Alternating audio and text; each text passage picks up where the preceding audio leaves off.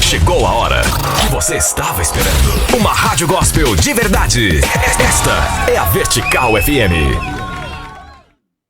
Vertical.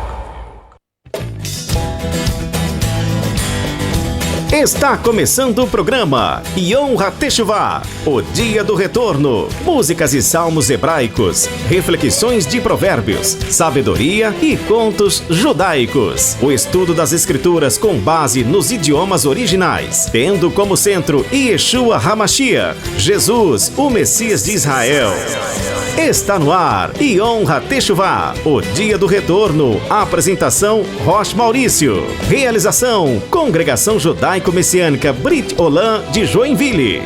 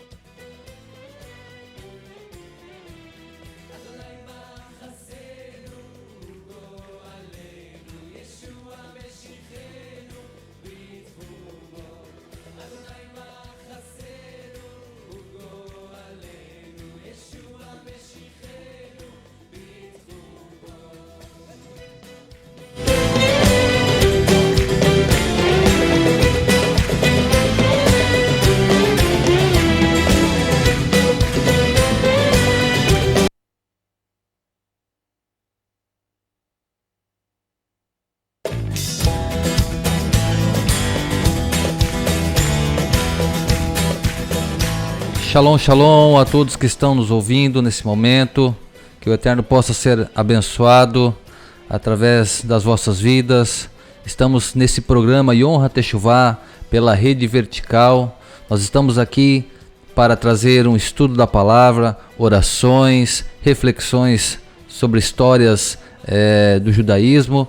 E estamos nessa noite reunidos aqui para mais um encontro aí, esse encontro que nós estamos aí toda quinta-feira, o Rabino Maurício e hoje eu aqui fazendo o programa de hoje, e quero já agradecer aí a todos que estão ligados aí na Rede Vertical, quero mandar um abraço aí para quem já está entrando aí na live aí, Maria Eleusi Alves, Shalom, que o Eterno te abençoe, minha querida.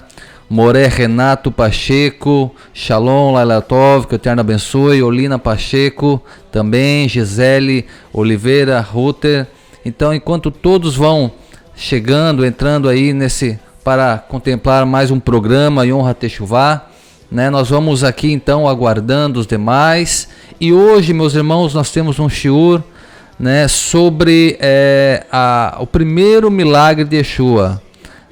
João Yohanan, um dos discípulos de Yeshua, vai mencionar esse primeiro milagre e vai ser um estudo exatamente sobre isso, esse contexto que aconteceu, esse grande milagre que é o milagre que aconteceu numa festa de casamento chamada Bodas de Caná, na Galileia. Então que você possa aí estar conosco, aí estaremos aí dando sequência a esse programa. E os demais que vão chegando, meu shalom, shalom, que o Eterno possa abençoar a cada um, Jefferson Silva, Yane Oliveira, que a Hashem possa abençoar a cada um de vocês. E nesse momento então vamos ouvir as pérolas da tradição, vamos ouvir essas histórias que são histórias maravilhosas e que nos trazem uma grande reflexão. Que a Hashem possa vos abençoar.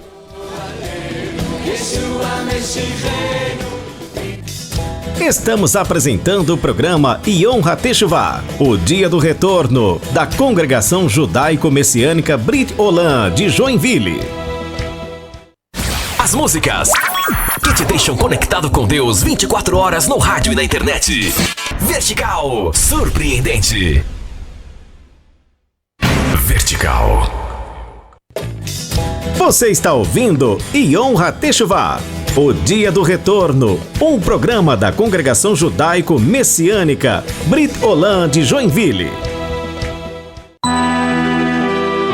Agora, Mesorat Shel Peninim, pérolas da tradição, ilustrações da palavra com contos judaicos.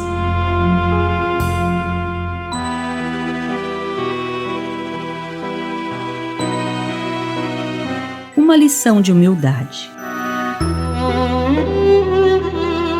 As Escrituras dizem no primeiro capítulo do livro de Marcos que havia um grande profeta ao qual uma multidão vinha de todo Israel ouvir dele palavras de Torá. Seu nome era Yohanan ben Zaharia, o imersor. O povo o considerava um grande homem e um grande profeta de Israel. Ele pregava as Escrituras, ensinava o povo a se arrepender de seus pecados e a fazer techuvá, o retorno às Escrituras para o eterno Deus, e a imergirem nas águas. Contudo, ele era um homem humilde e vivia de forma muito simples. Ele veio anunciar a vinda do Mashiach e da sua maravilhosa obra e dizia: após mim vem aquele que é mais poderoso do que eu, do qual não sou digno de, curvando-me, desatar-lhe as correias das sandálias. Vamos ouvir uma história. Em uma pequena aldeia, no período do primeiro templo, havia um shohet, um açougueiro, que gostava muito de estudar a Torá, mas não havia nenhum rabino, rosh ou moré naquele pequeno vilarejo para ensiná-lo. Assim ele estudava sozinho e ensinava os seus filhos e os filhos de seus vizinhos. Com o tempo, ele reuniu pessoas adultas e o Eterno lhe capacitava cada vez mais. Como ele conhecia muito mais do que os outros, pois era muito dedicado aos estudos e vivia de acordo com o que aprendia, começaram então a elogiá-lo e a considerá-lo como um sábio. Assim, o açougueiro Levi começou a considerar a si próprio como um pequeno Talmid Raham, um erudito da Torá. Contudo, sabendo das suas limitações, não se deixou levar pela arrogância e buscou estudar as Escrituras de forma mais profunda com um sábio rabino em uma cidade distante. Ao longo dos seus estudos, conhecendo melhor os aspectos mais profundos que as Escrituras continham, conseguiu constatar que aquilo que ele veio a considerar sobre si mesmo era totalmente falso, uma terrível ilusão. Ele agora sabia que estava bem longe de ser um grande sábio, como pensara que era. O rabino lhe disse então: Haver Levi, essa foi a primeira lição que todo homem deve aprender antes de começar a estudar as Escrituras, e que somente assim o homem pode compreender a Torá e crescer espiritualmente. As Escrituras dizem que Moshe, quando ficou 40 dias no Sinai, recebendo as Luhot, as tábuas da lei e todo o ensino, ele foi levado ao Shamaim, ao céu, e lá ele viu o quanto ele era pequeno e muito mais carente do que ele imaginava. A Torá relata que ele era o homem mais manso e humilde da terra. Assim, Yohanan também, diante de Yeshua, reconheceu sua limitação diante da grandeza do Filho de Deus, o Mashiach. Portanto, Moshe e Yohanan eram homens simples e humildes e foram considerados grandes pelas Escrituras. Assim também devemos pensar e agir como eles, pois quanto mais perto da grandeza do eterno Deus e de sua Torá, mais nós conseguimos enxergar a nossa própria limitação e necessidade dele. Sejamos, portanto, dedicados, sábios e humildes para a glória de Deus. Baruch Hashem. Você acabou de ouvir Mesorat, Shel Peninim, Pérolas da Tradição, ilustrações da palavra com contos judaicos. Produção e adaptação, Letícia Benck e Roch Maurício. Você está ouvindo Yom HaTeshuvah, o Dia do Retorno, um programa da Congregação Judaico-Messiânica Brit Olam de Joinville. Vertical, fazendo bem para a sua vida.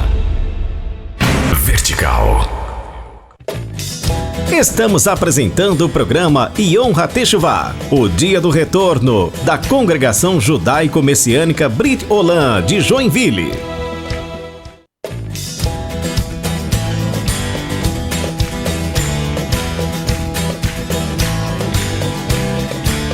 Shalom, meus queridos, que o Eterno abençoe a todos nesse mais um programa Yom HaTeshuvah, o Dia do Retorno, um programa da comunidade judaica messiânica Brit Olam de Joinville. Estamos para mais um programa Yom HaTeshuvah, para mais um estudo, para mais esta oportunidade de podermos estudarmos as Escrituras no contexto judaico, no contexto que foi escrito as palavras sagradas.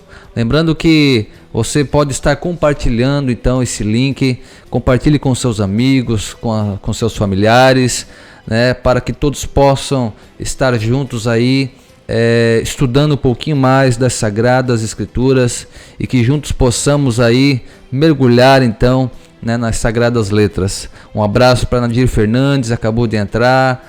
Que Deus te abençoe, minha querida irmã, está sempre conosco, né, nas lives aí, está sempre conosco aí juntos, né, que o Eterno possa abençoar grandemente a sua vida, e compartilhe, e a gente vai já retornando aqui para dar início então a esse estudo que vai falar sobre as bodas de Caná da Galileia, o primeiro milagre, né, na vida pública de Yeshua.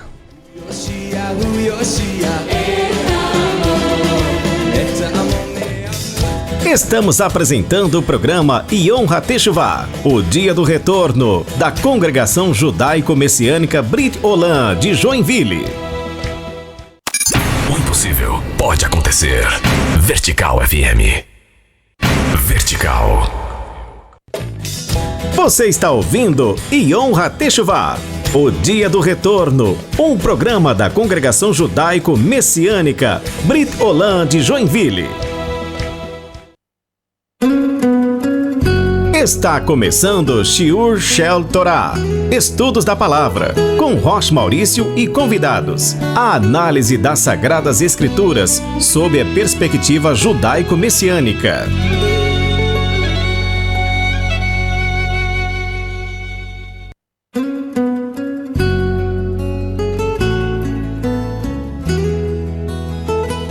Baruch Hashem, meus queridos irmãos, que o Eterno possa nos abençoar então nesse estudo, né, que traz aí como tema o primeiro milagre segundo Yohanan, segundo João, um dos discípulos de Yeshua, o primeiro milagre na vida pública de Yeshua, ok? Vamos para o texto então, meus irmãos.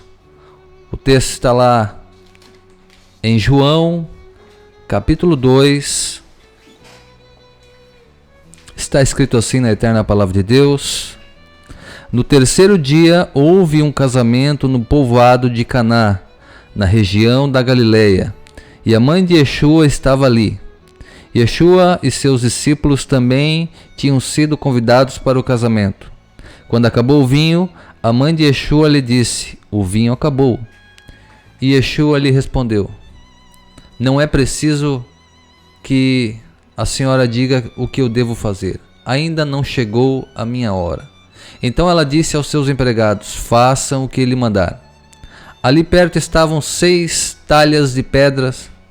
Em cada um cabiam entre 80 e 120 litros de água. Os judeus usavam a água que guardavam nesses potes, nessas talhas, nas suas cerimônias de purificação. Yeshua disse aos empregados: encham de água essas talhas. E eles a encheram até a boca. Em seguida Yeshua mandou: agora tirem um pouco da água desses potes, dessas talhas, e levem ao dirigente da festa, ao mestre-sala. E eles levaram. Então o mestre-sala, o mestre da festa, provou a água, e a água tinha se tornado em vinho. Ele não sabia de onde tinha vindo aquele vinho, mas os empregados sabiam. Por isso ele chamou o noivo e disse: todos costumam servir primeiro o vinho bom, e depois que os convidados já beberam muito, servem o vinho comum. Mas você guardou até agora o melhor vinho. Yeshua fez seu primeiro milagre em Caná da Galileia. Assim ele revelou a sua natureza e os seus discípulos creram nele. Depois disso, Yeshua e sua mãe e os seus irmãos e os seus discípulos foram para a cidade de Cafarnaum e ficaram alguns dias ali. Amém. Vê amém. Meus queridos irmãos, todos já ouviram falar sobre esse grande milagre. E o primeiro milagre, segundo João, o discípulo, que retrata aí um grande milagre dentro de uma festa de casamento, o milagre da transformação de água em vinho. Mas para nós entendermos um pouco desse contexto, o que estava acontecendo, o que levou Yeshua a estar nesse casamento, nós devemos entender o que aconteceu antes desse casamento. No primeiro versículo do capítulo 2 que nós lemos, está escrito que no terceiro dia houve um casamento no povoado de Caná da Galileia. O que aconteceu nesses 3 dias anteriores? O que aconteceu nesses dias que antecederam essa festa chamada bodas, que era uma festa que podia durar 3 dias, 7 dias ou mais dias, dependendo da condição financeira dos noivos. Então, o casamento sempre foi uma festa notória e muito animada e alegre, no qual não só os familiares se alegravam, mas também os amigos, os vizinhos, todos eram convidados para as festas de casamento. Então, mas o que acontece, meus irmãos, antes desse primeiro milagre notório, antes desse primeiro milagre na vida pública de Yeshua? Se nós voltarmos no capítulo 1, nós vamos ver o livro de João, João sendo um dos 4 evangelhos, sendo um dos 4 livros que retratam a vida de Yeshua, que retratam a vida do Messias, sendo que cada autor de cada evangelho tem uma sina, tem uma personalidade de retratar o Messias de acordo com os seus olhos, com o seu coração, né? Nós também somos assim, nós temos uma maneira de enxergar as coisas de Deus, cada um tem uma maneira peculiar, né? De acordo com a sua personalidade, de acordo com a sua percepção. Então os 4 evangelhos, apesar de falarem da mesma pessoa, apesar de falarem de milagres simultâneos, nós vemos alguns acréscimos, alguns detalhes a mais, porque é a ótica do autor que retratou aquele milagre. Isso é muito importante, isso é muito interessante nós analisarmos. Os 4 evangelhos, eles vão ter uma característica interessante no retrato da vida do Messias. Lembrando que o Messias teria 4 ofícios, seriam os 4 rostos daqueles seres que carregavam a carruagem celestial, aqueles seres que tinham o rosto de águia, rosto de homem, rosto de boi, rosto de leão. Então cada evangelho vai retratar o perfil do Messias de acordo com a sua percepção. E nós vemos que João, ele vai retratar o Messias como a figura da águia. A figura da águia, ela vai retratar o Messias como o homem celestial, o pão vivo que desce do céu, o verbo que se fez carne, diferente de Mateus, que cita como o filho do homem, retratando, né, a aparência do homem, retratando o Messias que tem uma linhagem, né, que descende de Davi, que descende dos patriarcas. Então Mateus vai ter essa percepção, mas João é considerado o sod, é o que vai trazer os segredos da vida do Messias. Então João é o único que vai retratar esse milagre, que é o milagre da transformação da água em vinho. E olha que interessante, meus irmãos, o que aconteceu antes desses dias das bodas, desses dias do casamento. O que aconteceu, meus irmãos?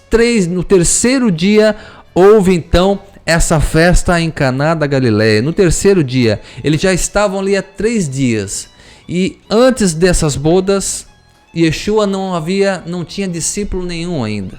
Yeshua havia recém começado a sua trajetória, havia recém passado pelas águas do batismo, chamada de mikveh, um batismo que trazia mais como um marco, ou seja, a partir dali Yeshua começaria então a pregar o evangelho, começaria a atrair os homens para falar sobre o reino dos céus. E olha que interessante, meus irmãos, que nesse período Yeshua, com 30 anos, ele começa então a desenvolver a sua profissão de fé, ou a sua missão, vamos dizer assim. Então olha que interessante, foi com 30 anos que José lá no Egito começou a reinar no Egito, somente abaixo de Faraó. Ele tinha 30 anos. Davi Ameler, o rei Davi, o maior rei de Israel, também começou a reinar com 30 anos de idade.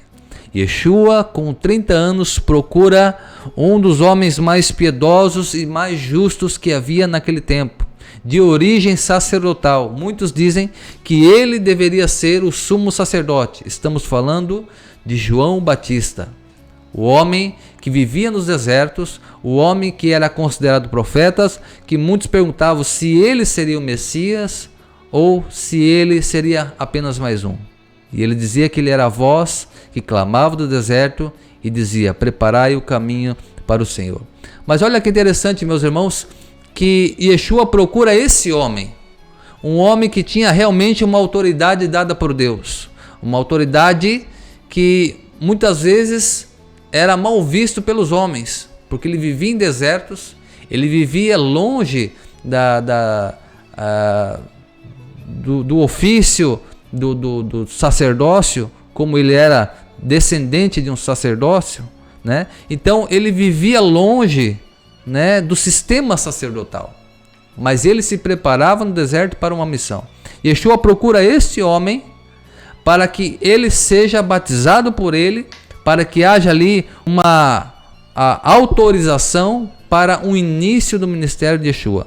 Então Yeshua passa pelo mikve, aparece aquele pássaro e uma voz dos céus, né, se ouve ali que ele era o Filho amado de Deus.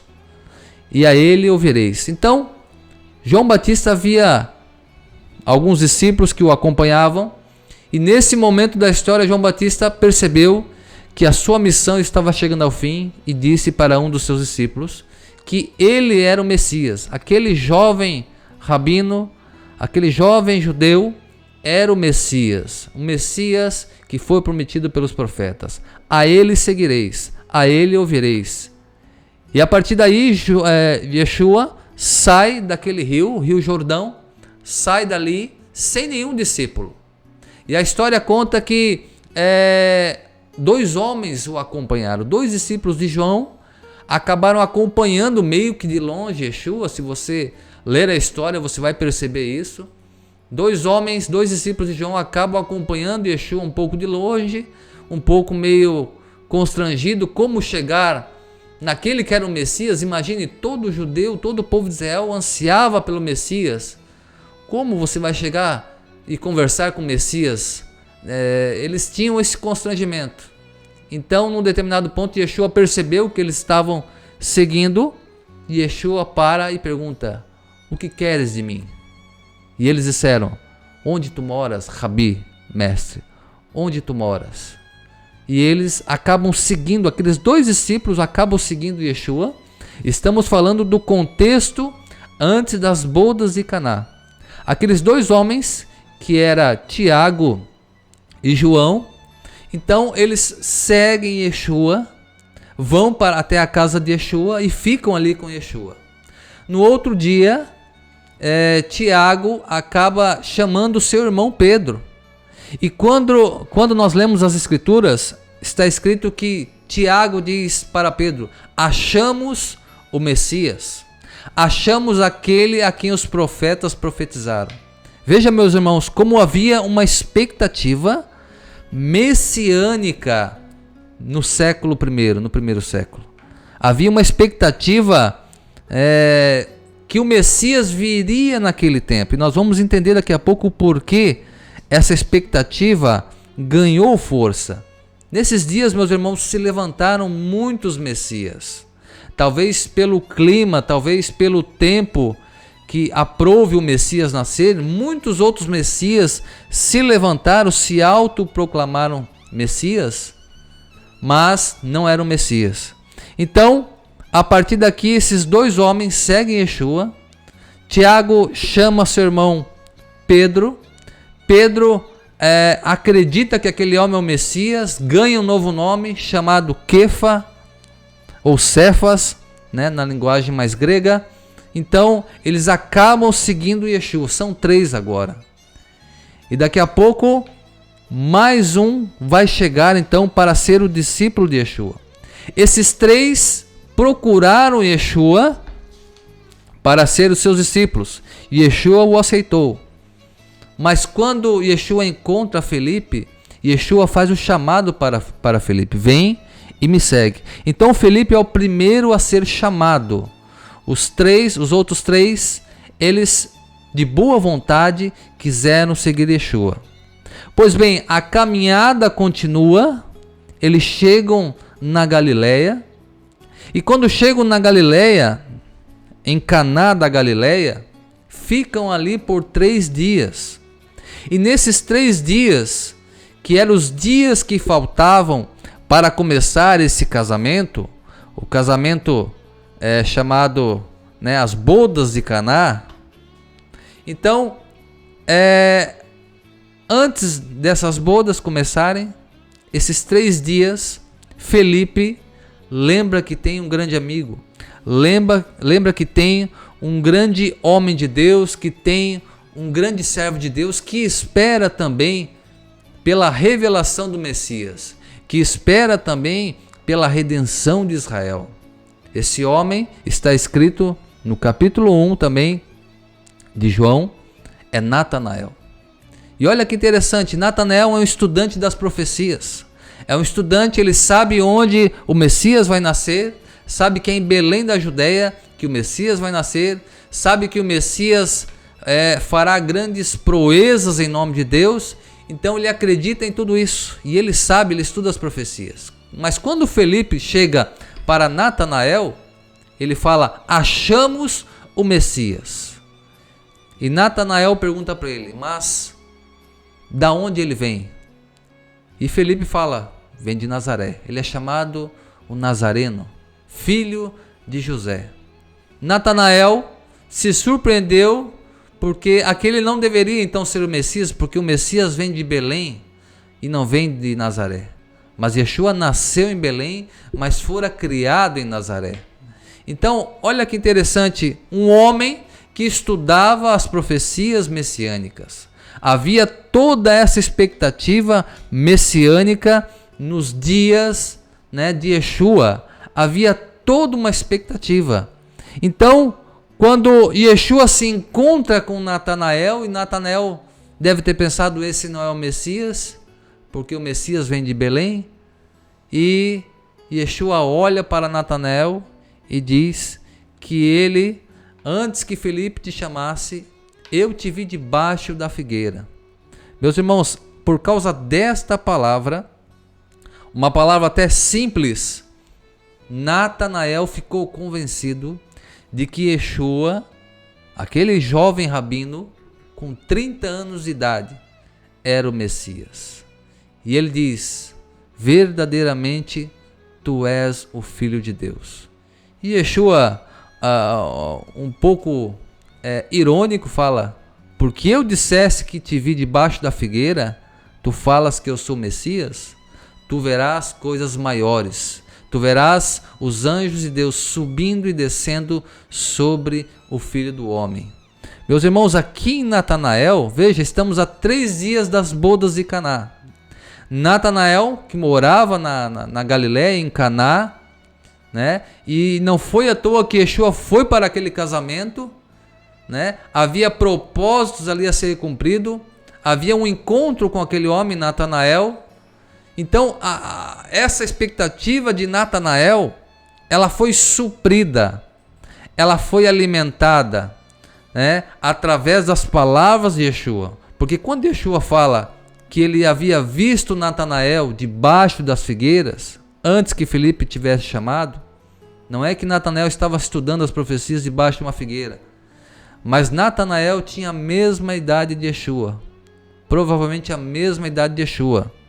Natanael, segundo a tradição, conta que quando ele era pequeno, a mãe de Natanael passou pelo mesmo martírio que as mães passaram naquele período.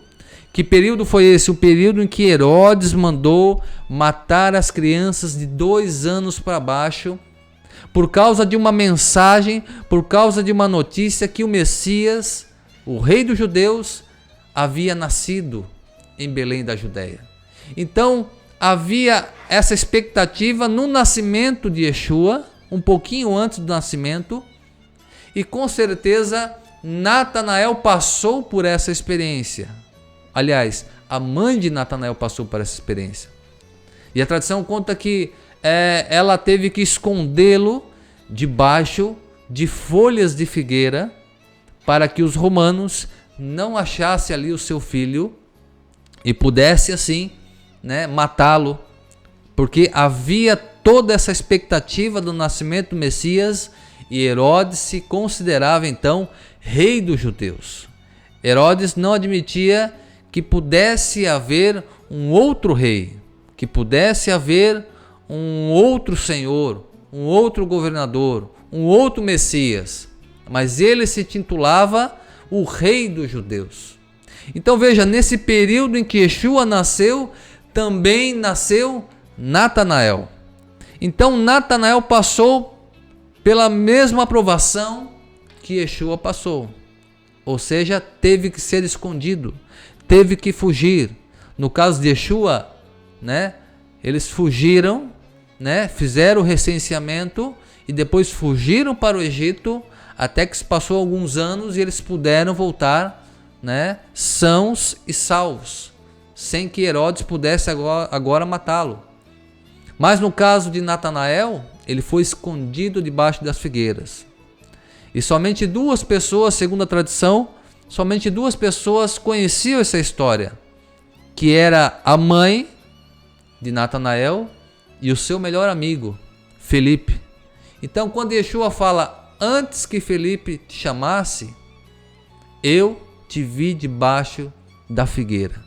Então, aquilo impactou a vida de Natanael, um homem que esperava também a consolação de Israel, que esperava o cumprimento das profecias messiânicas. E por que, meus irmãos, que havia essa expectativa?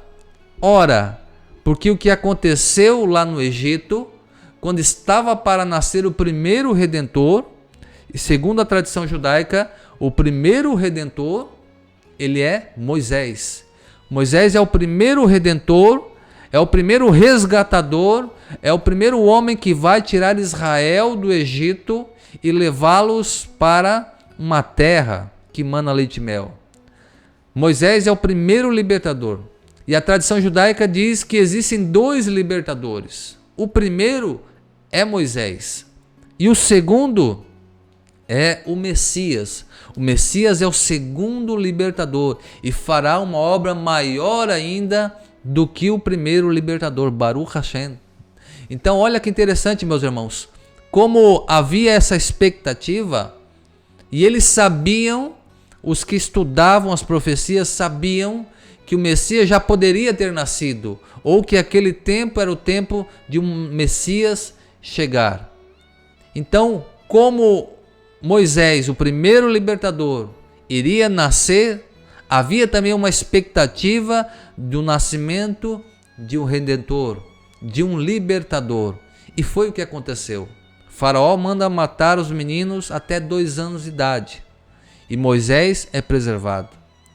Yeshua acontece a mesma coisa. Quando Yeshua nasce, Herodes manda matar as crianças, os meninos de 2 anos para baixo. E as mesmas coisas que aconteceram no tempo de Moisés, no nascimento de Moisés, aconteceram também no nascimento do Mashiach. Então havia essa expectativa messiânica. Por isso que Natanael provavelmente tinha a mesma idade de Yeshua, se não a mesma, 1 ano ou 2 de diferença, mas que passou por aquele momento de turbulência onde Herodes mandou matar os meninos judeus naquele período.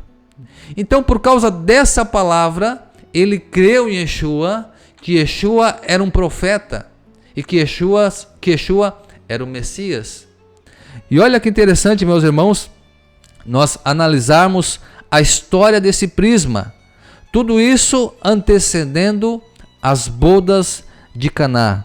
Tudo isso antecedendo o casamento, o grande milagre da transformação da água em vinho.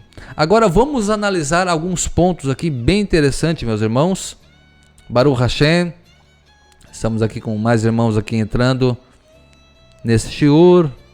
Daiane, Britolan, Israel, História e Cultura, Antônio Alencar, que o Eterno abençoe, Paula Fernanda Santos, um grande abraço, Pinhas Ben Avraham, um grande abraço. Então havia toda essa expectativa messiânica. Então há uma comparação de Moisés, o primeiro libertador, e a tradição fala do segundo libertador, que é o Messias, que fará uma obra maior do que o primeiro. E Moisés, quando sai do Egito, meus irmãos, quando ele sai do Egito, ele foge do Egito, ele vai em direção a Midian, e é dito ali no texto que ele assentou-se sobre o poço. Quando ele faz isso, na tradução não está escrito que ele assentou sobre o poço, mas se você procurar na tradução está escrito que ele sentou do lado do poço. Mas no hebraico está escrito que ele assentou sobre o poço. E nisso, os comentaristas vão tirar grandes pérolas. Os comentários é que, como o primeiro libertador do povo de Israel, que é Moisés, ele mostraria o caminho para o segundo libertador. Então, quando ele sai do Egito, ele vai em direção a Midian, se assenta sobre um poço. Então, na tradição judaica é dito que o primeiro libertador mostraria quem é o segundo libertador. Então, aquele poço simboliza a Torá, simboliza a palavra de Deus. E a água que está dentro do poço, segundo a tradição judaica, ela simboliza o segundo Redentor, ou seja, o nosso Messias. Porque ele mesmo disse: aquele que tem sede, venha até mim e beba, porque eu darei água viva. Eu darei águas que jorram para a vida eterna. Aquele que tem sede, venha até mim. Ou seja, olha que interessante, a cultura judaica, mostrando o que aconteceria quando o segundo libertador, que é o Messias, ele viesse. Ele seria a própria água. Foi ele que matou a sede espiritual dos justos naquele dia. Então Moisés apontaria o caminho, Moisés mostraria o poço, e quem chegasse ao poço, tomaria daquela água e saciaria a sua sede. Então Yeshua, quando ressuscita, e antes dele ressuscitar também fala que a Torá e os profetas falam dele. Ou seja, aponto para o Messias, aponto para o poço, que é a Torá, e no poço tem a água da vida, que é o próprio Messias. Então olha que interessante. Então quando Yeshua nasceu, quando Natanael nasceu, havia esse cenário profético. Qual o cenário profético? A morte dos meninos judeus. Lá no Egito, com Moisés, a morte de todo hebreu. Quando Yeshua nasceu, foi decretado também a morte de todos os meninos israelitas até os 2 anos. Então o cenário é o mesmo.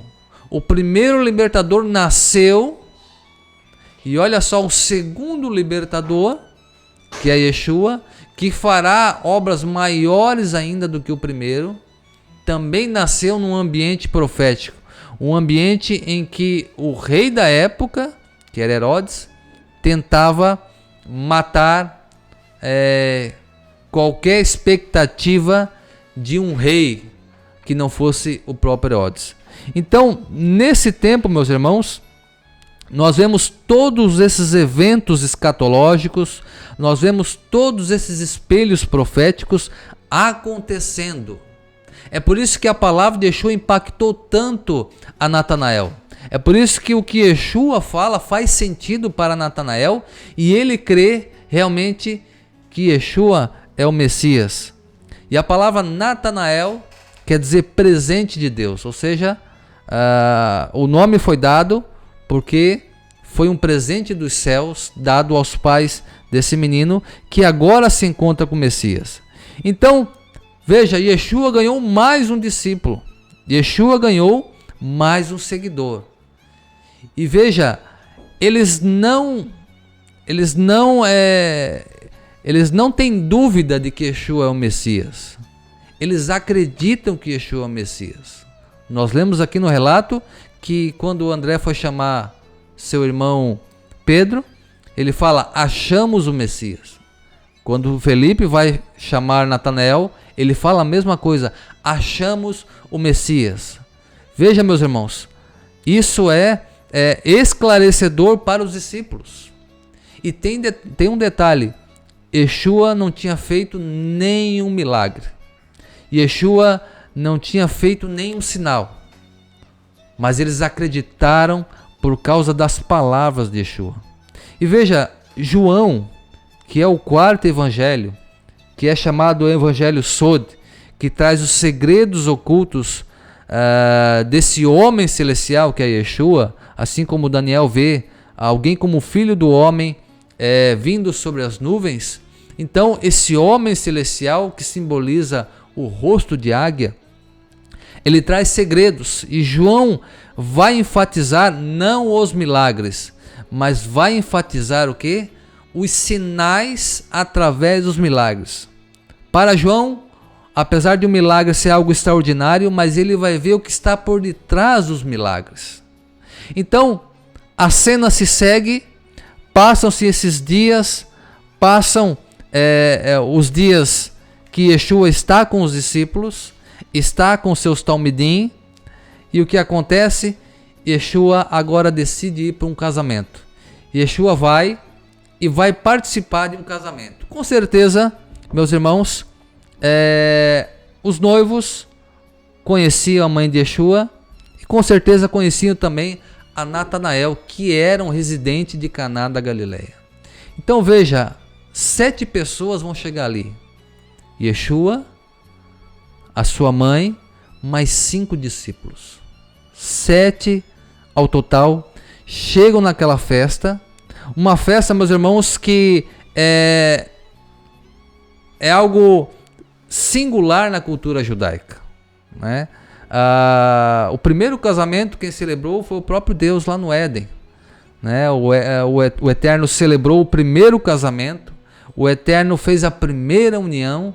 É por isso que Yeshua disse que, né, não separe o que Deus juntou, não separe o homem. Então os nossos sábios vão dizer o seguinte, que Deus fez o homem na sexta-feira, a mulher, né? Houve ali a união dos dois, passaram o Shabat no Gan Eden, pecaram, foram expulsos. E o que Deus fez depois do 7º dia? Que Deus criou o primeiro, o segundo, o terceiro até o 7º. E o que Deus fez depois? A tradição vai dizer que Deus, né, trabalhou por casamentos. Quando a humanidade começou a crescer, se multiplicar, o Eterno quis juntar pessoas, juntar homem e mulher, para que o seu mandamento na época era: crescei e multiplicai. Então o Eterno trabalhou para juntar homem e mulher, para que a raça humana se multiplicasse e traçasse então os planos de Deus para a vinda do Messias. Então imagine Yeshua chegando, meus irmãos, nessa festa de casamento. Imagine o primeiro dia. O primeiro dia é o dia mais fantástico, porque a noiva, apesar de ela saber o período para o casamento, mas ela não sabe o dia. O noivo vai ficar ausente durante 1 ano, então ele também não vai saber o dia. O pai vai avisar: tal dia você vai. Então ele já vai preparar aí os amigos, os amigos vão vir na frente cantando, preparando o caminho, até que a noiva ouve então, né, o barulho de buzina, barulho de harpa, de violão, de vozes, cantoria e gritos: eis o noivo vem aí. Então a noiva, já com seu vestido tudo preparado, porque ela não sabe o dia, então ela vai lá, corre, se arruma e vai esperar o noivo, porque depois da comitiva vai vir o noivo. A noiva vai vestir o seu vestido e já está tudo combinado com algumas virgens, né, que vão acompanhá-la. Essas virgens vão acompanhá-la até o encontro do noivo. É por isso que Yeshua vai contar a parábola das 10 virgens. As 10 virgens não são as virgens para o noivo, mas são as virgens que acompanham a noiva até o encontro do noivo. E elas estão com lamparinas na mão, porque geralmente, na maioria das vezes, as festas aconteciam de casamento, começavam à noite, porque eram vários dias. Então começava a partir do pôr do sol, para que houvesse todo um clima de romantismo, as virgens com lamparina nas mãos, ao encontro do noivo. Então, através disso, Yeshua traça essa parábola para mostrar que algumas virgens não estavam preparadas devidamente, havia acabado o óleo. Então, imagine Yeshua chegando nesse casamento, vendo todo esse cenário, vendo toda essa riqueza da cultura judaica, e depois ele começa a falar em parábolas, a escatologia, a questão da sua volta, a questão do reino de Deus, muitos deles em torno do casamento judaico, em torno da união entre o homem e a mulher, e em torno do que acontecia naqueles dias na cultura judaica. Então, Yeshua chega a ver toda essa cena, os noivos se encontram no meio do caminho, vão para a casa dela, e ali começa então a celebração do casamento. Então, duraria vários dias, dependendo aí da condição financeira dos noivos, né? Poderia durar 3 dias, poderia durar 7 dias, poderia durar até mais dias, dependendo aí, né, da condição financeira. Então, é dito que estavam todos ali reunidos, se alegrando. Imagine os noivos dançando, se alegrando, e chega um momento, meus irmãos, muito especial. Um momento de fazer o Kiddush. O que é fazer o Kiddush? Kiddush quer dizer santificação. E a santificação, ela é feita com vinho. O Kiddush, ele é feito com vinho. O vinho na cultura judaica, nós vemos aqui nessa história das bodas de Caná, que simboliza, o vinho simboliza alegria, mas o vinho simboliza muito mais do que alegria. Vinho é símbolo de santidade. Por quê? Porque onde houveram as maiores alianças, o vinho estava presente. Quando Abraão encontrou com Melquisedeque, foi dito ali que foi trazido pão e vinho para celebrar uma aliança.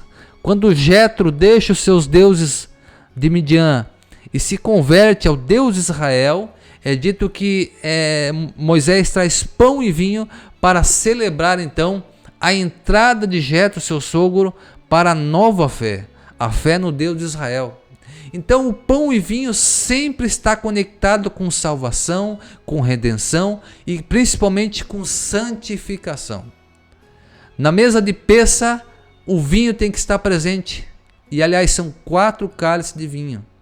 Então veja, meus irmãos, o vinho é algo fundamental nas festas, seja festas bíblicas, ou seja uma festa de casamento, ou uma outra festa que houver entre os filhos de Israel. Então o vinho, ele está relacionado com a santificação. E o vinho era usado também no santuário, no Mishkan, era usado também no templo, quando as ofertas eram levadas no altar de holocausto, que era fora do santuário, no pátio. Então ali fazia vários tipos de ofertas, entre elas a chamada oferta de libação, que era o derramar do vinho no altar. E até hoje tem o costume, né, quando as pessoas vão tomar alguma coisa e aquilo cai no chão, eles têm o costume de dizer, né, esse aqui ficou para o santo. Então isso virou uma linguagem, né, uma linguagem que não ficou de acordo biblicamente, mas que o que acontecia no Mishkan era exatamente isso, derramava para o santo bendito seja ele, que era o eterno, uma oferta de libação, se derramava vinho no altar. Então, olha que interessante, o vinho tem essa conexão com santidade, tem essa conexão com as festas bíblicas, tem a conexão com as nossas festas, as festas humanas, por exemplo, o casamento, né, e entre outras festas.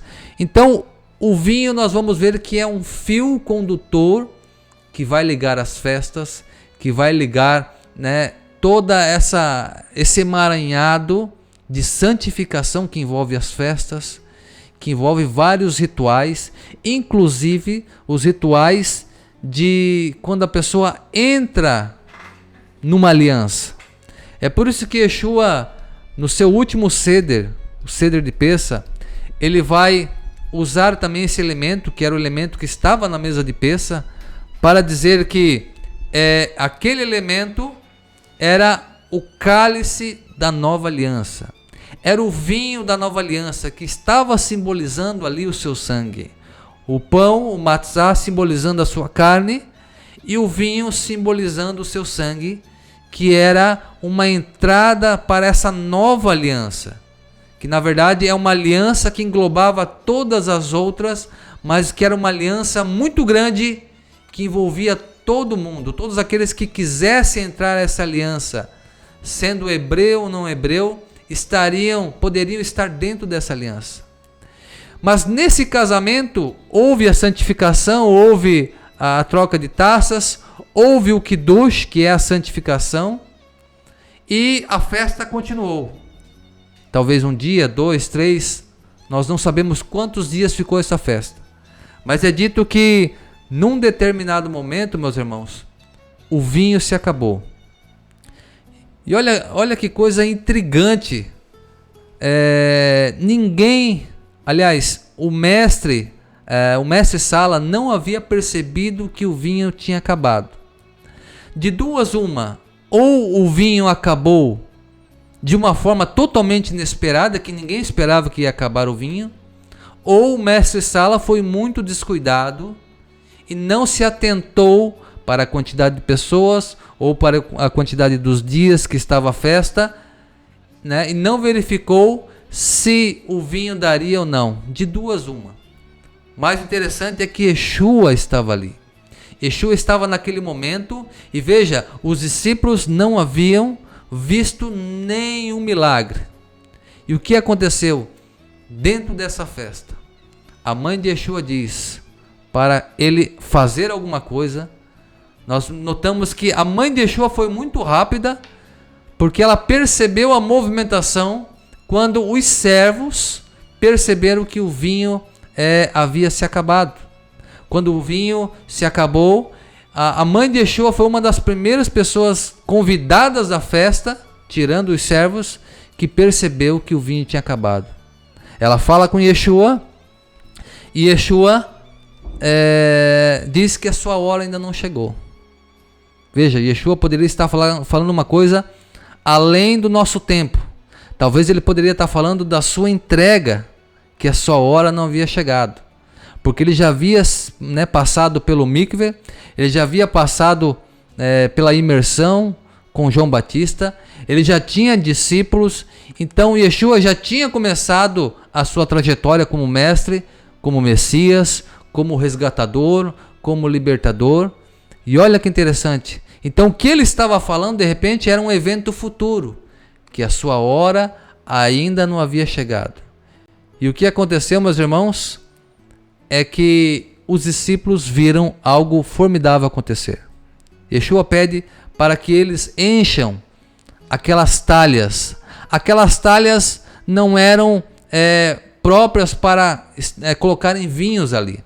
Aquelas talhas eram 6 talhas enormes que cabiam várias quantidades de água. Aquelas águas eram usadas então para a purificação das mãos, o Netilat Yadai, dos pés, como naquela época havia muito costume de também fazer a purificação dos pés, e também faziam a purificação de objetos. E isso é bíblico. Quando o povo de Deus começa lá com Josué, começa a ganhar território em Canaã, começa a invadir e ganhar terras em Canaã pela ordem de Deus, eles ganham as guerras e ganham os despojos. Esses despojos das nações que estavam ali, eles não podem pegar de qualquer maneira aqueles objetos. Aqueles objetos deveriam ser passados por uma purificação, por uma imersão ritual, para que tirasse algum tipo de mal, algum tipo de maldição que tivesse sobre algum objeto. Porque os povos eram idólatras, os povos eram pagãos, então eles poderiam fazer os seus objetos e dedicar aos seus deuses. Então o Eterno já preveniu o seu povo, sendo que eles deveriam então pegar esses espojos e passar num mikveh, né, em imersão ritual, para que aqueles objetos fossem purificados. Então não era só as pessoas que faziam purificação, mas objetos também, né? Então olha que interessante, o vinho, que era um vinho kasher, que não poderia ser um vinho que um não judeu pudesse fazer, né? O vinho kasher é o vinho que, segundo a Halahá, segundo a cultura judaica, é um vinho feito por um judeu que guarda o Shabat, que guarda as leis de Kashrut, que guarda os mandamentos. Então isso é chamado de vinho kasher. Então esse vinho que é feito, né, ele é acompanhado por um especialista, né, por um rabino ou por algum outro que saiba fazer todo o processo ali, que saiba acompanhar e que seja um guardador dos mandamentos. Então, para que ele possa ser kasher esse vinho, há um acompanhamento desde o esmagar das uvas, desde o colher as uvas até o engarrafamento, para que nesse processo não haja então algum tipo de impureza no meio, para que impurifique o vinho. E olha só, meus irmãos, que coisa interessante. Yeshua faz um processo muito rápido. Ele vai transformar a água em vinho. Ou seja, as uvas não vão ser esmagadas. Aquelas águas eram águas próprias para purificação. Ou seja, eram águas que estavam em lugares armazenados, própria para um banho ritual, própria para uma imersão de objetos. Então aquelas águas eram consideradas águas sagradas, águas próprias para um mikveh, para uma imersão. Então aquelas águas, Yeshua transforma elas em vinho. E o mais interessante, meus irmãos, nós estamos falando da expectativa messiânica. Nós estamos falando da expectativa da chegada do Messias. Nós estamos falando que esses discípulos tinham a certeza que Yeshua era o Messias, de alguma forma, pelas suas palavras, pelo testemunho de João Batista, tinham certeza que ele era o Messias. E olha que interessante, o primeiro milagre de Yeshua vai ser transformar a água em vinho. Nós falamos de Moisés, o primeiro libertador. Nós falamos que Moisés tentaram matar ele entre os meninos de 2 anos. Assim como Yeshua também é o segundo libertador e maior do que o primeiro. E também tentaram matar os meninos da idade de Yeshua. Então olha o paralelo com Yeshua e Moisés. Moisés, o primeiro milagre que Moisés faz lá no Egito, veja, Moisés chega com um sinal. Qual é o sinal? O sinal é que o cajado se transformou numa serpente. Quando Faraó recusou a libertar o povo, o que aconteceu?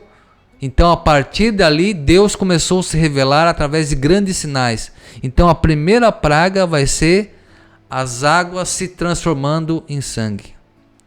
Só que para os israelitas não era uma praga, era um sinal, porque para eles a água não se transformou em sangue, mas somente para os egípcios.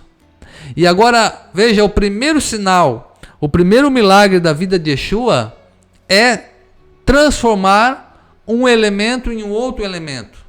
Só que dessa vez, não é água em sangue, mas é água em vinho. Ou seja, nós estamos num outro nível de revelação. Nós estamos num outro patamar de revelação. Moisés foi muito grande.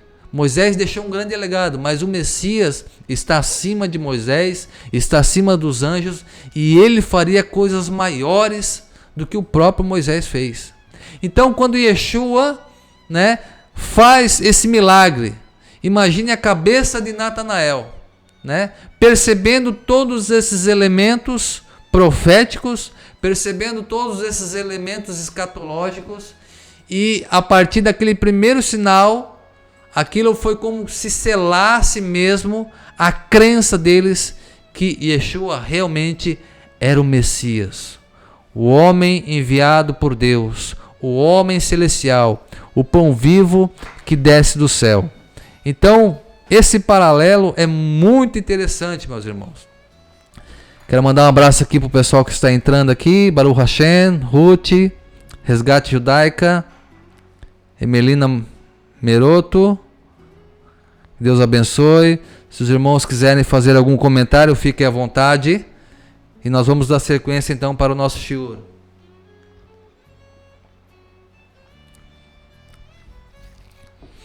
Então, meus irmãos, a expectativa messiânica, ela foi atendida por esses primeiros discípulos de Yeshua. Então eles creram, eles viram esse grande milagre dentro de uma festa de casamento, dentro de uma festa em que era uma das maiores alegrias para o povo judeu, para todo ser humano, a união entre o homem e a mulher. E olha só, meus irmãos, por que Yeshua vai fazer o seu primeiro sinal, né? Esse primeiro sinal de transformar água não em sangue, mas água em vinho. Olha só no livro de Amós, vamos pegar aqui, livro de Amós. Amós, deixa eu pegar aqui. O livro de Amós vai trazer uma profecia a respeito do Messias. Livro de Amós.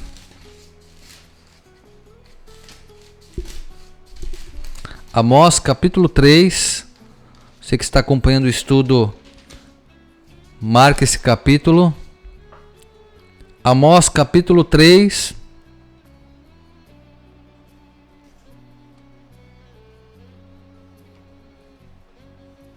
Deixa eu ver se eu acho aqui.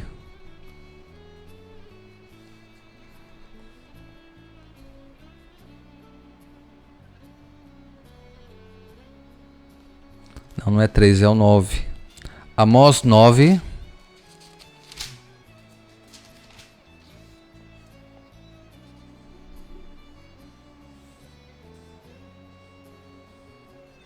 Deixa eu pegar aqui que eu tenho marcado aqui. Amós 9. Ele vai dizer sobre o que o Messias faria. O que o Messias traria. Deixa eu pegar aqui. Amós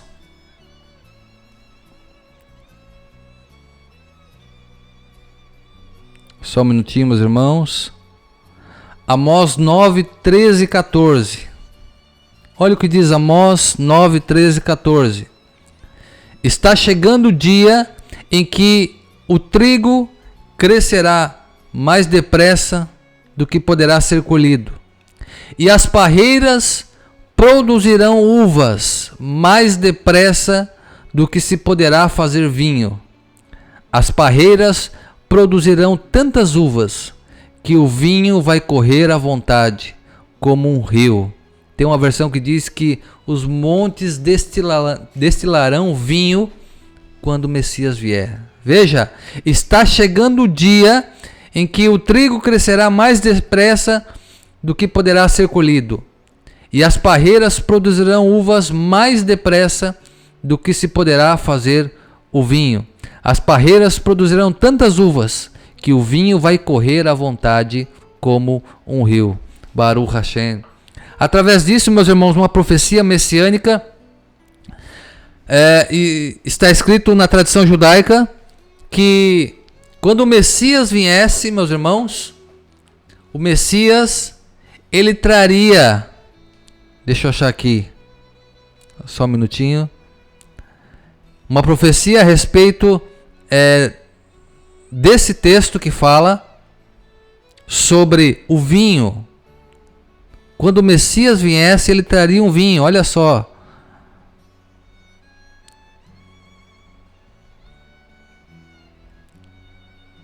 Olha só, meus irmãos, olha o texto aqui, ó. De acordo com a tradição judaica, a chegada do Messias será celebrada com um grande banquete. E é dito que Deus, né, Deus trará, através do Messias, um vinho especial. A bebida será elaborada com as primeiras uvas que o Criador guardou do Éden, quando o jardim sagrado ainda era na terra. Olha que coisa linda, meus irmãos. É dito uma profecia rabínica. Dentro desse texto aqui, um comentário rabínico que vai falar dessa profecia messiânica diz, o comentário rabínico é que quando o Messias viesse, através desse texto de Amós, que o Messias traria um vinho especial. O Messias traria um vinho que era uma bebida que seria elaborada com as primeiras uvas que o Criador, que o Eterno guardou do Éden, quando o jardim sagrado ainda era na terra. Olha que coisa linda, meus irmãos. Baruch Hashem. Olha só, porque o primeiro milagre de Yeshua, como João traz isso, foi nessas bodas. Exatamente para que se cumprisse então, né, esse comentário em cima de Amós 9, 13 e 14. O Messias traria esse vinho especial. O Messias traria esse vinho que era elaborado das primeiras uvas que foram guardadas lá no Gan Eden, no Jardim do Éden.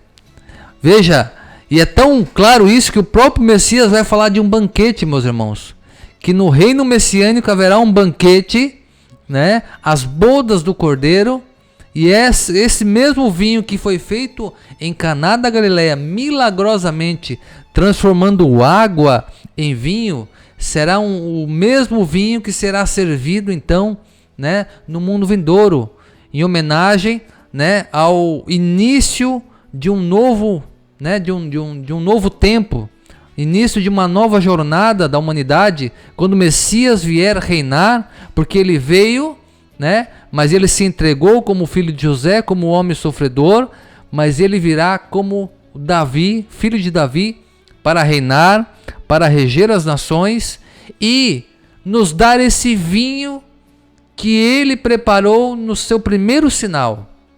Esse vinho que ele preparou na sua chegada, né, na chegada messiânica aqui na terra, porque apesar de ele não se revelar como filho de Davi, porque não era a hora, mas ele se revelou como o servo sofredor, mas o vinho ali estava presente, porque o vinho também é sinônimo de santificação.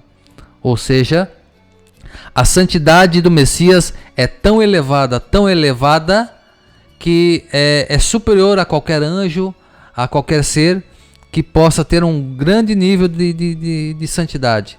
Então, olha só, a tradição vai dizer, né, que o Messias já traria esse vinho diferente, esse vinho especial. E é o que o pessoal que estava na festa comenta. O que eles falam? Poxa, normalmente vocês colocam o melhor vinho no começo e geralmente deixam o de segunda qualidade por último, porque o pessoal já bebeu bastante, bebeu o melhor vinho, é o começo da festa, e chega no final, né, o pessoal já está meio cansado, então colocam o de segunda, terceira qualidade. Mas no caso aqui nas bodas de Caná, né, o melhor vinho ficou para o final. Um vinho que não foi preparado por mãos humanas, não foi preparado por pés humanos, né, não foi esmagado, a uva não foi esmagada por pés, mas esse vinho milagrosamente o Messias transformou as águas em vinho, mostrando esse grande sinal para os seus discípulos que já acreditavam que ele era o Messias, mas a partir desse sinal, né, nós vamos ver aqui um selamento realmente da crença deles que realmente esse jovem rabino é o Messias, é aquele que veio para fazer a vontade de Deus, né, e traçar os planos de Deus. E em Gênesis 49, meus irmãos, Gênesis 49 também tem mais algo interessante que fala do vinho. É o Gênesis 49, verso 10 e 11. Olha só, profecias messiânicas envolvendo esse primeiro sinal de Yeshua. Gênesis 49, 10 e 11. Diz assim: E Judá vai segurar o cetro de rei, e os seus descendentes sempre governarão. As nações lhe trarão presentes, e os povos lhe obedecerão. Ele amarrará o seu jumentinho numa parreira, na melhor parreira que há. Ele lava as suas roupas no vinho, lava a sua capa no vinho, que tem a cor de sangue. Os seus olhos estão vermelhos de beber vinho, e os seus dentes estão brancos de beber leite. Olha que interessante essa profecia que foi dada por Jacó para o seu filho, o quarto filho, Judá, né? O filho que traria a descendência do Messias. E é dito ali na profecia que os seus descendentes, né, o cetro não apartaria da sua mão, e o seu jumentinho estaria amarrado numa parreira, e os seus dentes seriam brancos e os seus olhos vermelhos por causa do vinho. Então veja, meus irmãos, as profecias messiânicas, desde o Gênesis até os profetas, já falavam desse grande sinal, que o Messias traria um vinho diferente, um vinho que seria servido num banquete com a sua chegada, que na sua primeira chegada como servo sofredor, ele também servia um melhor vinho para as pessoas. Não foi ali para um momento de luxúria, né? Não foi para um momento de glutonaria, mas foi para, primeiramente, para que os noivos não ficassem envergonhados, porque o vinho acabar no meio da festa seria algo muito constrangedor para a família, principalmente para os noivos. Então eles ficariam, né, os convidados ficariam muito decepcionados por, né, o vinho acabar de repente. Então Yeshua vem primeiro para, né, que eles pudessem então ter um casamento digno, não passassem vergonha, não se constrangesse, mas também mostrando um grande sinal, que é esse sinal de o Messias trazer esse vinho, trazer o grande vinho, o vinho tão esperado, né, nesse banquete que as profecias já apontavam então para esse momento. Vamos ver aqui os irmãos que estão conosco ainda aqui.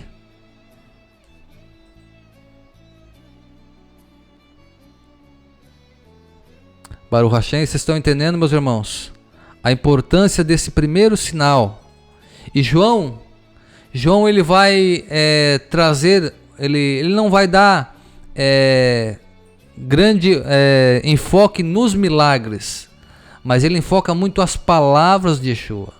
Então são poucos os milagres que João vai trazer no seu livro.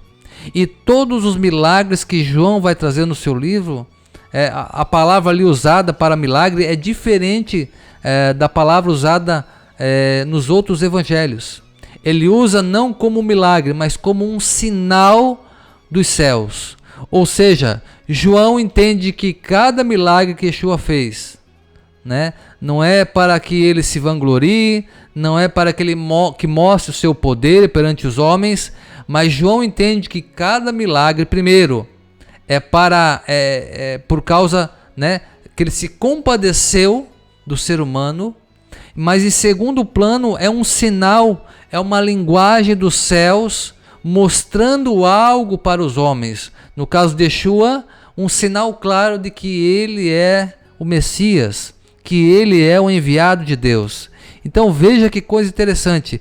Esse sinal, que João trata como um sinal, né, é para realmente ratificar que Yeshua é o Messias. Então Yeshua começou a sua trajetória, ele tem esses discípulos, né, esses primeiros discípulos, que são os que chegaram até ele, e Filipe sendo chamado, e Natanael sendo chamado por Filipe, né, compõe esse quadro de discípulos que vão atestar a veracidade, então, das profecias messiânicas, né? Das profecias que dizem que o Messias, né, de alguma maneira faria prodígios, faria milagres ainda maiores do que o próprio Moisés, que é tido na cultura judaica e nas escrituras como o grande homem de Deus, como o homem que falou face a face com o Eterno.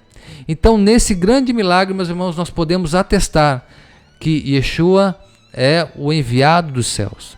Yeshua é aquele que veio trazer não só as águas da vida, mas veio também trazer o vinho, que simboliza a alegria, que simboliza a santificação, que simboliza, dentre tantas coisas, né, a conexão entre as festas, que o vinho é uma espécie de um fio que vai ser um condutor entre as festas para que haja santificação, para que haja uma linguagem também de entrada na aliança, celebrando o pão e o vinho, assim como no próprio último Seder de Yeshua é celebrado o pão e vinho, para que a linguagem messiânica estivesse naqueles elementos. Yeshua faz o seu primeiro sinal em cima, né, da transformação da água em vinho. Baruch Hashem, meus irmãos, Baruch Hashem, que o Eterno abençoe a todos. Um grande abraço, Olga Alencar, que Deus abençoe. Baruch Hashem. Yeshua é o melhor vinho. Yeshua é o que consegue reverter, né, aquilo que está fora do lugar, aquilo que não tem solução. Yeshua é aquele que consegue fazer prodígios em nome do Eterno, e é Ele que é o verdadeiro vinho, aquele que é derramado no altar. Assim como o vinho era derramado no altar, Yeshua também se derrama no altar, né, pelas nossas vidas, para que nós pudéssemos ser santificados por Ele, né? Pelos méritos de Yeshua nós somos santificados, pelos méritos de Yeshua nós somos justificados, né? É Ele que toma as nossas dores, é Ele que toma, então, né, tudo aquilo que estava marcado para nós, que era contrário a nós, como diz as Escrituras, Ele risca, né, por causa do seu grande sacrifício, e através disso nós somos justificados pela santificação desse justo que é o Messias. Vamos para um rápido intervalo. Daqui a pouco voltaremos então para as tefilot e considerações finais. Que Hashem possa abençoar a todos.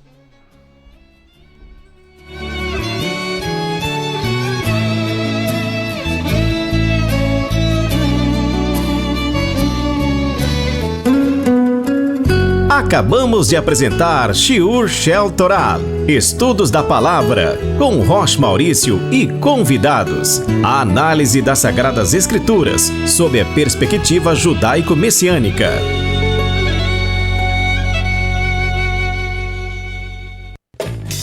Você está ouvindo Yom HaTeshuvah, o Dia do Retorno, um programa da Congregação Judaico-Messiânica Brit Olam de Joinville. Vertical, não tem como copiar.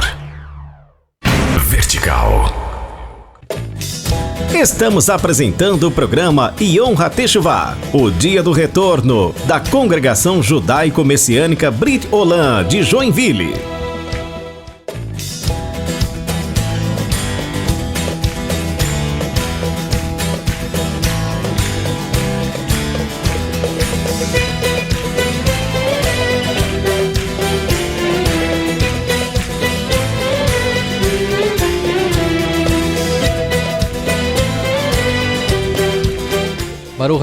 Baruch Hashem, que o Eterno nos abençoe. Mandando um abraço aí para todos que estão até agora conosco aí, que Deus possa abençoar a cada um, né? Que possamos a cada dia buscar a Deus em todos os nossos sentidos, né?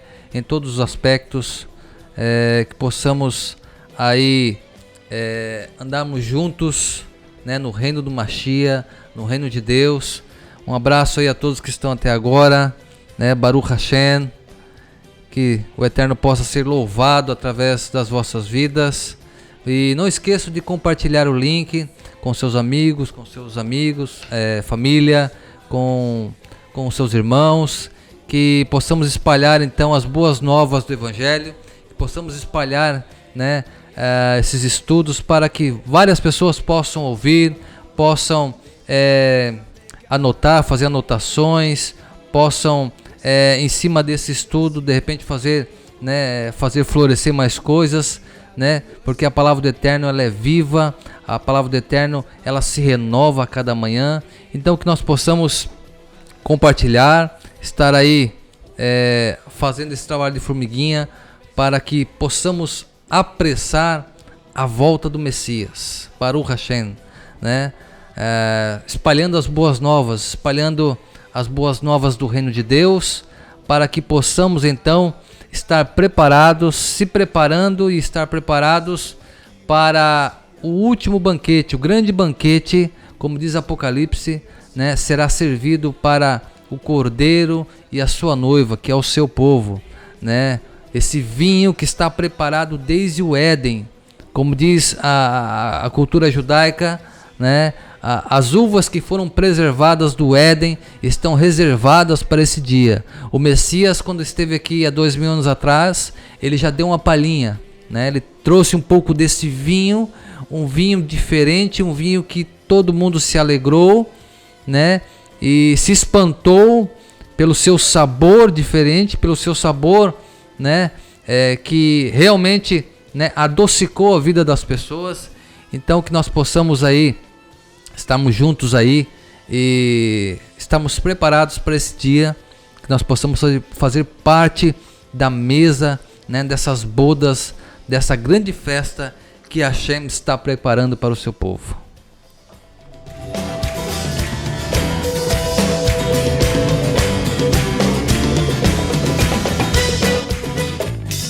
Estamos apresentando o programa Yom HaTeshuvah, o dia do retorno da Congregação Judaico-Messiânica Brit Olam de Joinville. Rádio Vertical, simplesmente a sua rádio. Vertical. Você está ouvindo Yom HaTeshuvah, o dia do retorno, um programa da Congregação Judaico-Messiânica Brit Olam de Joinville. Vamos ao momento das Tefilot, orações ao deitar.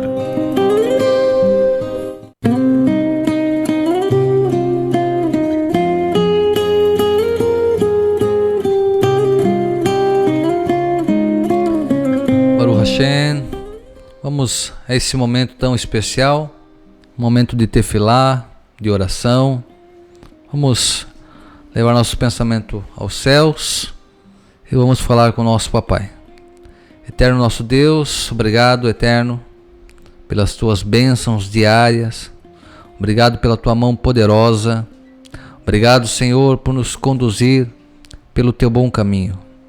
Obrigado, Senhor, por nos chamar, por nos escolher para estar no teu reino de justiça, no teu reino de misericórdia, paz, bondade. Eterno, te glorificamos por tu ter despertado em nós o desejo de te conhecer, o desejo de ouvir as tuas palavras, o desejo de buscar a ti com todo o coração, alma e entendimento. Nós te agradecemos, Eterno, pelas tuas bênçãos, pelas tuas misericórdias. Nós te louvamos porque tu és o nosso Pai, o nosso Rei misericordioso.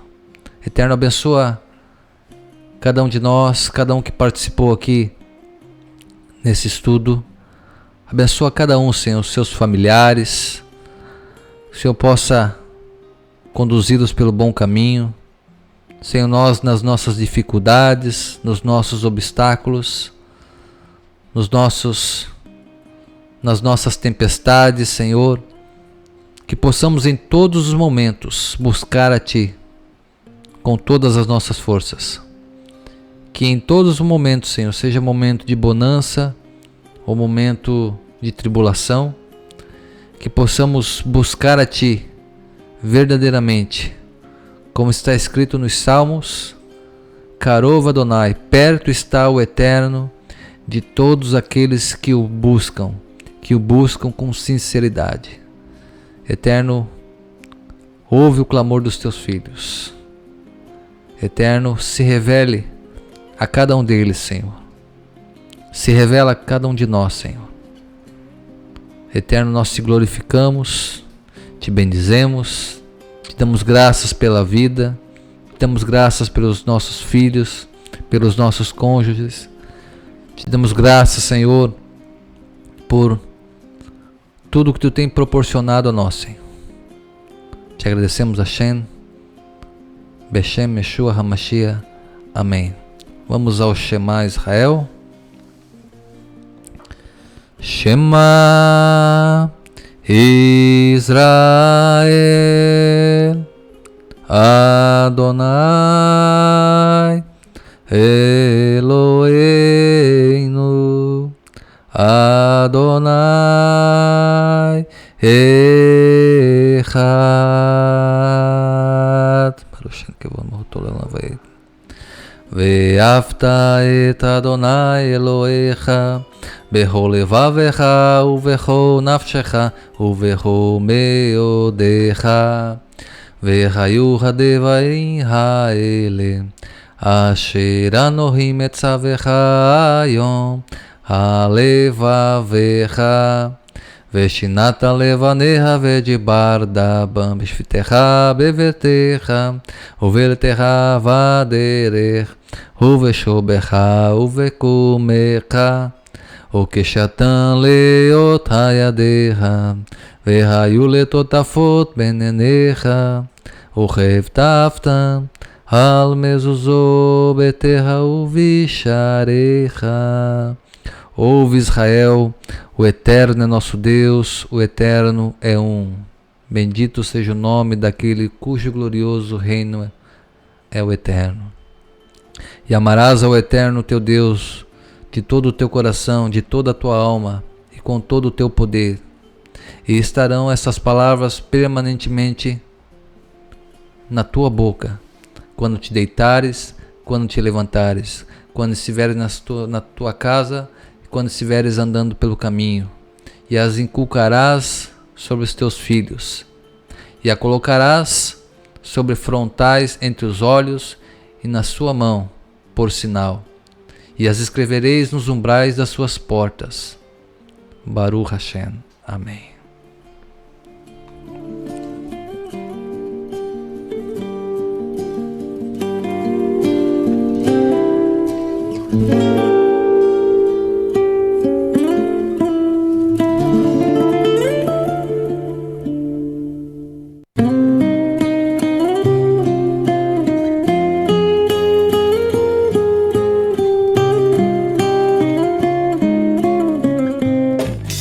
Você está ouvindo Yom HaTeshuvah, o Dia do Retorno, um programa da Congregação Judaico-Messiânica Brit Olam de Joinville.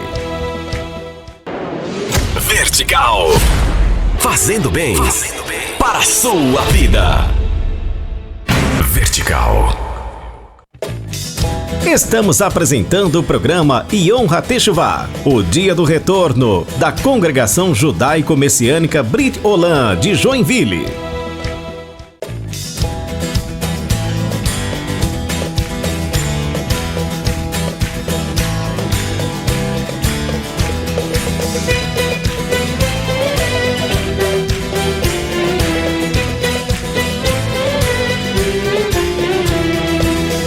Amém, amém. Agradeço a todos que estiveram até esse horário conosco. Baruch Hashem. Lembrando que nós temos o nosso site britolam.com.br. Nós temos aqui a nossa congregação em Joinville. Temos também, né, a nossa congregação lá em São Paulo. Nós temos aí, né, as nossas redes sociais. Vocês podem nos seguir ali, né? E precisando, né? Vocês podem entrar em contato aí, né? Se quiserem fazer uma visita também, estamos aqui em Joinville, né? Celebrando o Eterno todo sábado às 9 da manhã, cultuando ao Eterno, buscando o seu nome, fazendo estudo da palavra.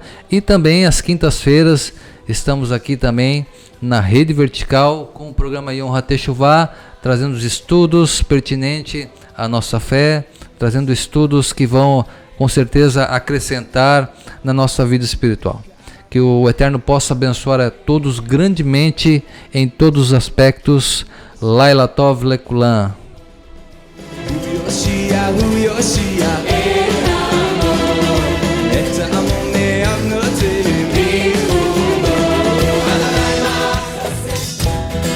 Você ouviu o programa Yom HaTeshuvah, o Dia do Retorno. A apresentação Rosh Maurício. Realização Congregação Judaico-Messiânica Brit Olam de Joinville. Yom HaTeshuvah, o Dia do Retorno.